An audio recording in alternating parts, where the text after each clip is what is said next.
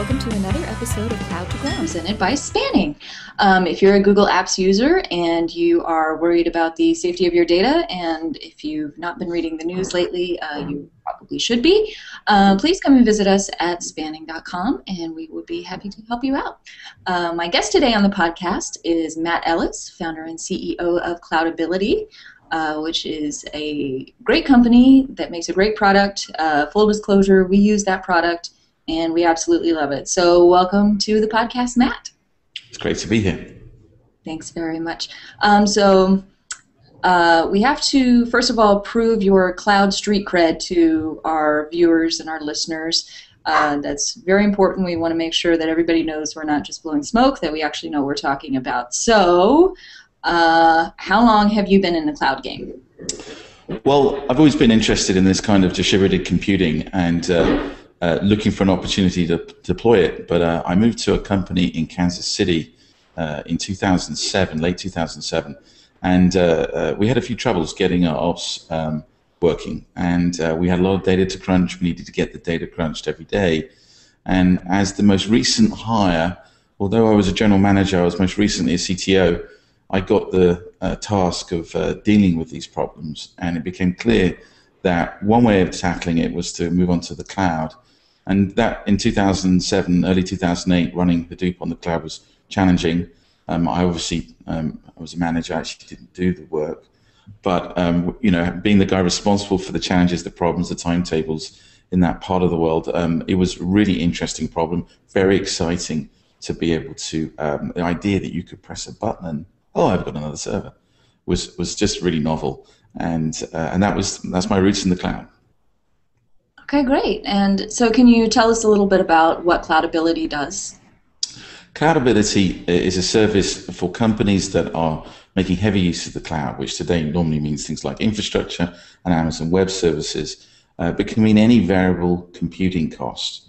And we gather up all your costs. We help you hurdle the cats in your org so that you know what you're spending. And then we help you make sure that everyone is using everything that they're buying, so there's no waste. And then when you've got some basic financial control, we send you a daily email. We give you some analytics that allow you to dig in and understand just what you're spending money on. We help you get to a place where you start to label all of your spending.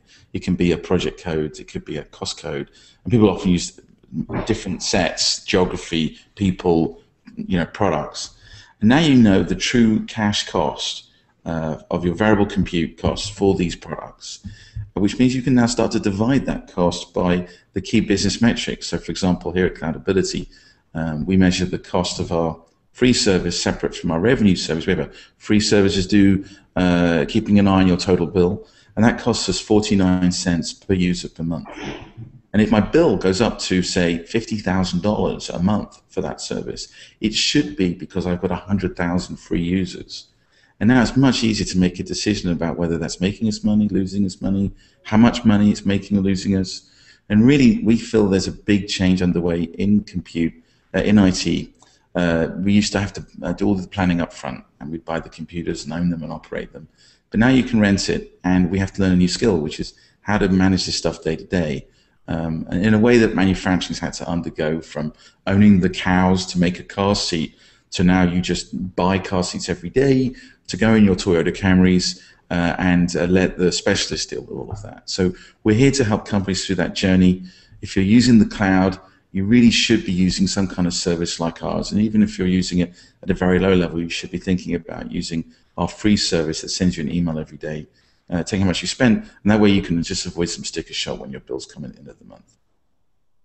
Absolutely, and I can tell you that our founder and CEO, Charlie Wood, he gets that email every morning, and he's pretty reliant on that for, to keep us up and running. So thanks for doing that. Well, there's an interesting story to that email, actually. So when my wife grew up in Oregon, and she, when we had our second baby, she was very keen to get home. So in the middle of the Depression, I quit my job in Kansas City and came back to Oregon. And then obviously there were jobs. I knew that. I prepared for that. And so I decided to look at some startup ideas I had. And to pay the bills, we moved people onto the cloud. I did consultancy work. And every single person, every single company that was on the cloud, they asked the same questions. What are we doing? What are we spending? Are we making money? Is this going to bankrupt us? So I wrote Cloudability to answer those questions. But it wasn't my startup idea. It was just to save me some time. Mm-hmm. And when it broke, everybody complained bitterly. And that's when we realized that we'd stumbled across something that was actually our startup, the idea, which was Cloudability. Great. Wow. Well, that's pretty brave to quit your job in the middle of a bad economy and go start a business. So props. That's not the word my bank manager uses. Well, I'm sure that your account manager isn't correct. They are now, but not then. Yeah, exactly. Okay, so obviously you have some cloud credibility. You've been at this for a while. You have a company based around the cloud, so we've officially certified you as an expert. There's no medal or anything. Apparently so, yes. So, but I did want to ask you, what kind of ROI do people typically see when they move to the cloud? Do you have any idea? That's a really interesting question. It's something which we studied intently since the inception of our business, because it's a fundamental question to what we're doing. It's hard to measure ROI in numbers if what you're going for is a capability, an opportunity. And it's also hard to remember how you used to do things. So if you think about having to wait 6 or 8 weeks for a server to be installed in your colo, or 3 to 5 months for your colo to be expanded to allow you to grow your business, and now you can just do it at the press of a button, it's really hard to compare and contrast, even emotionally. We find that almost all of our customers today are using the cloud, not for price reasons, but for capability reasons, for the fact that it's just cheaper. It's just more flexible, more nimble. And a good example of this is one of our customers, big company, still working on getting them to allow us to talk about them in public, but had an idea for a product, weren't sure how well it was going to be received, and it had a 2-week investment case for them to proceed in the traditional way, to buy all that equipment, to kit out the colos and and hire the staff. They just couldn't have done it. So they did it on the cloud instead, very much treating it as an experiment from a business perspective. And it went so well that within 9 months, they had a multi-hundred million dollar run rate of revenue from this new product. And it really took them aback. And they look back and they go, if we'd done this in-house, we couldn't have kept up. It would have been a much smaller business because we just wouldn't have been able to offer the same level of features and service. And so we're finding increasingly that what people are buying when they use the cloud is externally facing business people who really have always wanted to operate, make a decision in the morning, do something in the afternoon. And doesn't always mean it's the right decision, by the way, just they want to be able to act on things right now. And the cloud gets them a lot closer to that. And unfortunately, new responsibilities, new problems come with that new power. And then people sometimes get pushed back because of spending overruns, or I didn't really know it's going to cost that much. And in particular, CFOs are in a hard spot because they're used to dealing with fixed price. You have to come to them for a check, and the benefits are uncertain, but the costs are very clear. You might not even deploy the product, but I know it's going to cost me $1 million. And that's exactly opposite. I don't know what the costs are, but it's already out there, and everyone's relying on it. And when I say, let's get these costs down, well, this is too high, it's easy for techs to go, well, don't worry, I'll make it go down next month. Or we'll do Project X, which will make it go down. So it's a really hard spot for people to get used to this idea that they're a little bit out of control of the spending. And that's where their focus is. It's not cost, it's capability. Yeah, I think that's a really good point. I can tell you from our experience here that one of the ways that we're saving obviously money is that we don't have a server, so we never had to buy one. So as long as we have a router and a wireless connection, we're good to go. And we don't have to hire anyone to maintain that server. So we're saving money. I'm sorry? Or retain them. Exactly. So you know how hard it is to hire and retain engineers. Well, there's one extra engineer at your company who's now working on your product. instead of maintaining your file server. And there's equal levels of skill involved. It's just one of them's helping you move your business forward and differentiate, and the other one isn't. Right, exactly. So Cliff is actually the guy that you're talking about here at our company.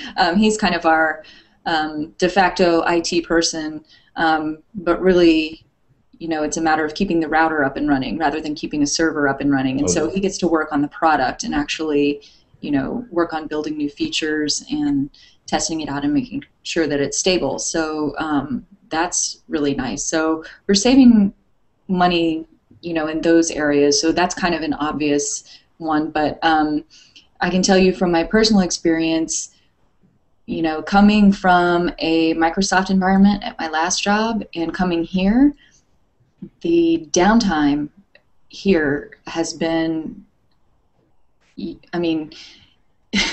night and day, with a Microsoft Outlook environment, with a server in a server room, a bunch of servers, things would go down all the time, and we were constantly waiting for somebody to fix things. There was one day where we had an email outage where we lost like the past 3 days of email. It just was gone, and it was not coming back. And they tried, and it was gone. And I haven't seen any of those types of problems here.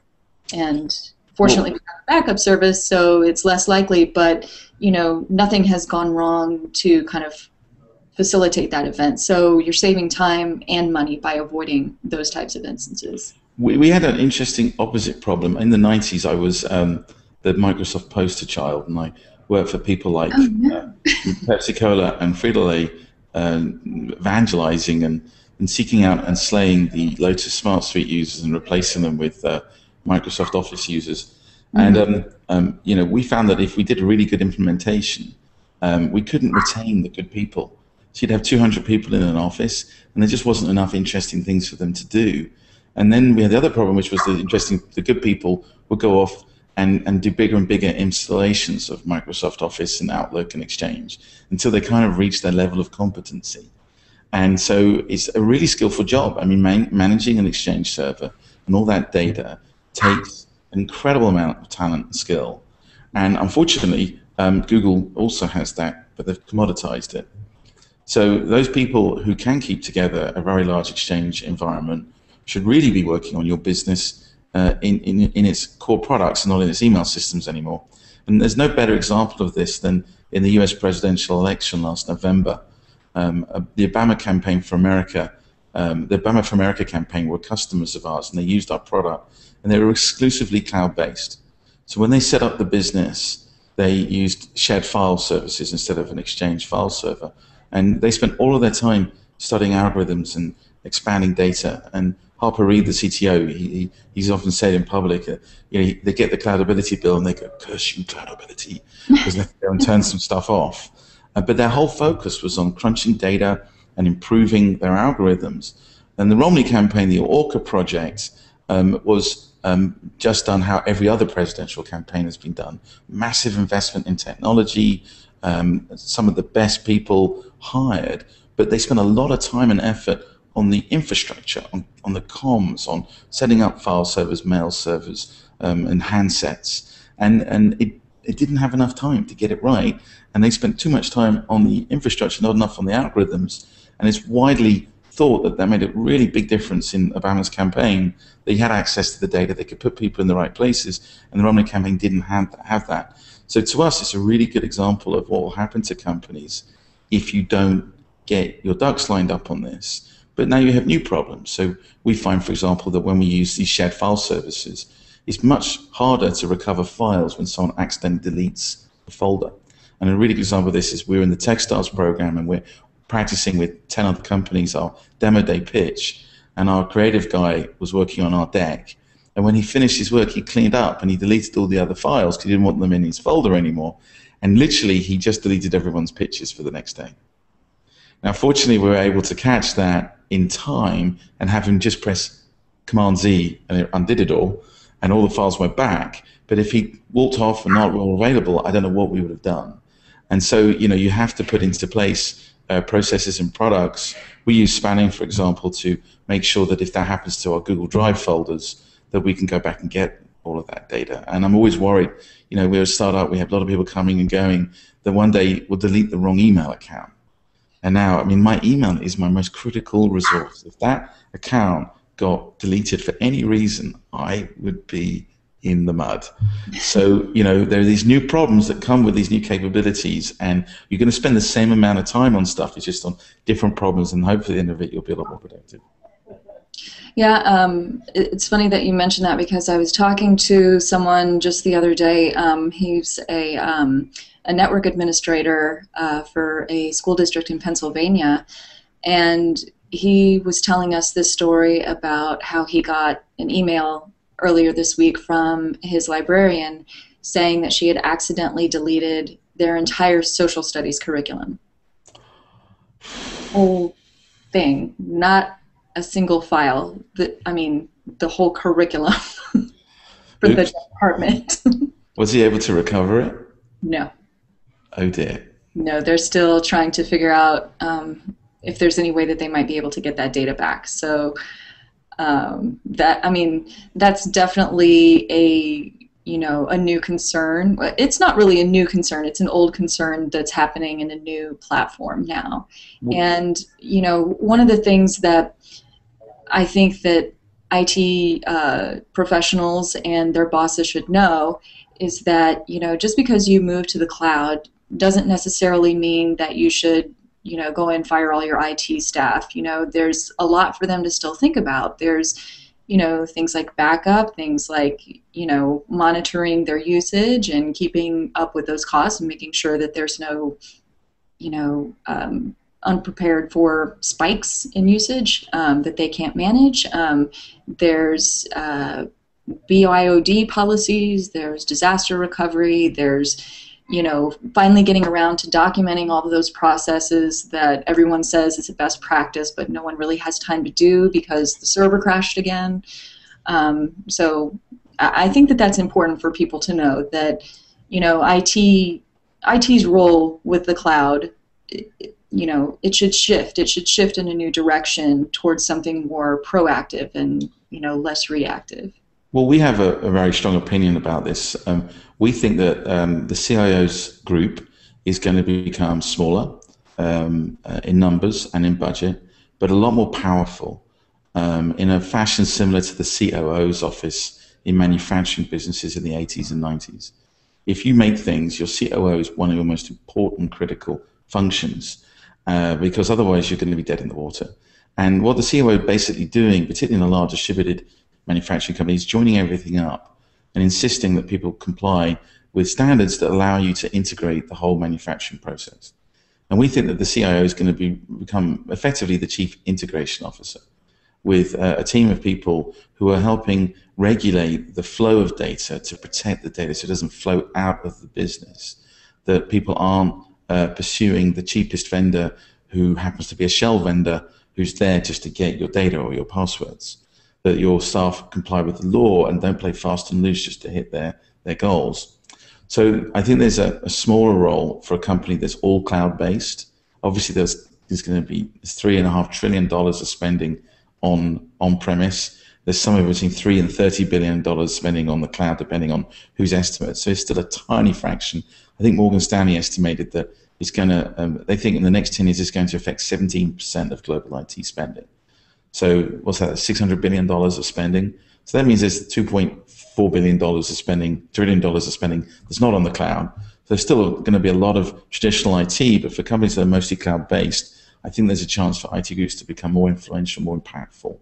And that goes down to the fact that your IT guy today is doing the backups and dealing with them because it's a necessary function, but you wouldn't pay someone $100,000 a year to do that. You're paying them $100,000 a year to run your Exchange server.